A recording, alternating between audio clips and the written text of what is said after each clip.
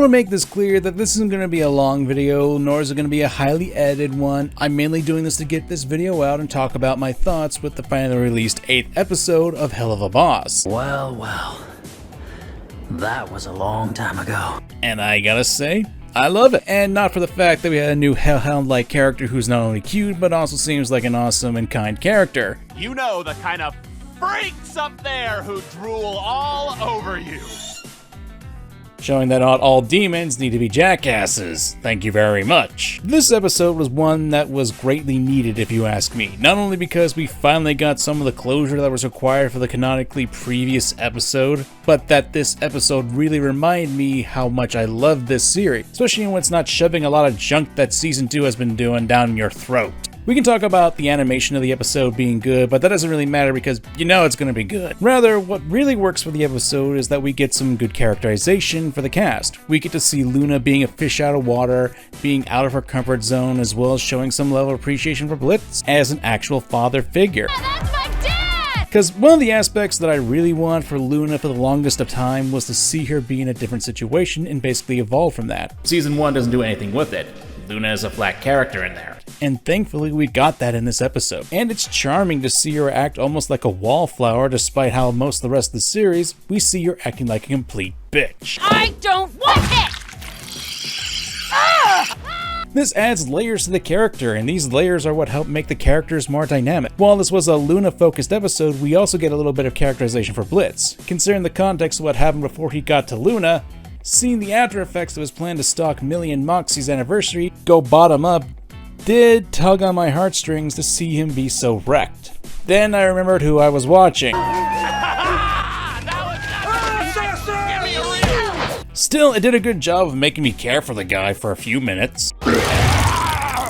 And the episode was entertaining, especially with the musical number with B. I'm not gonna play any of that since I'm sure I'll get copyright struck, but whatever. If there's one thing I could complain about with this episode, it's B's design, because while I do like it, it's a fair bit too busy of a design for my tastes.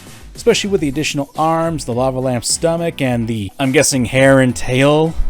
I understand the concept here, but it seems a bit too much. Especially when you look at Ozzy's design, you can see it's a lot more coherent and not as chaotic, yet still have that really lot of detail to it. I mean, I still like B's design, but it still seems a bit too busy to me. Getting back to Luna, the fact that she sees Blitz as a means of support to get back into the party, and then show actual concern and care for the imp, shows that to me that she's actually more mature than what we're led to believe. That there's a different side to Luna, and that's kind of why I love this series. We can talk about all its potential, and we can talk about how there's only 1.5 seasons, but in all honesty, you can have great characterization development in just one episode. And Helluva Boss with this episode proved that.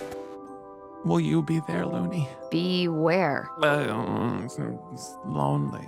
I won't die alone. I'll be there, Dad. Now go the fuck to sleep, okay? And there's no way that this can be undone in the second season. Game over. Oh, right. That kind of flies in the face of this development a little. Ugh. At the very least, Luna's speech in the second episode of Season 2 does ring a bit stronger now when she's talking to Octavia, but it still has its flaws. What I will say in the concerns with this episode, while this did a bit of a situation concerning Blitz and did flesh out Luna's character, it still has a pretty big issue here and there. To make it clear, seeing Luna run away from Vortex after learning that she couldn't possibly top a friggin' demon lord to win his affection was a nice reaction to see from her, and I'll always appreciate that. However, getting back to Blitz and Stolas as well, we're still not given anything to really explain the transition between the finale of Season 1, where Blitz and Stolas essentially had a big fight. Stolas, don't act like what we have is anything but you wanting me to fuck you, okay? You make that really clear all the time. Why are we still here? Just to suffer?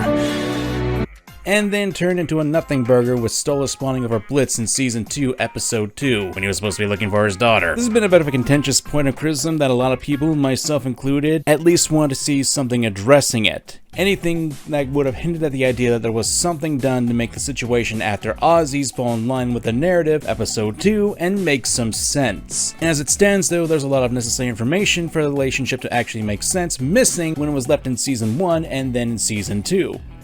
I'm sure there's going to be some people saying like, oh, but they said there wouldn't be anything like that in this episode. And yeah, you're right, but that doesn't mean I couldn't have hoped that there would have been at least one thing, even a small hint, that there was a means for the two Twig boys to maybe even get a hint that they were getting an off-screen conversation to work out the issues.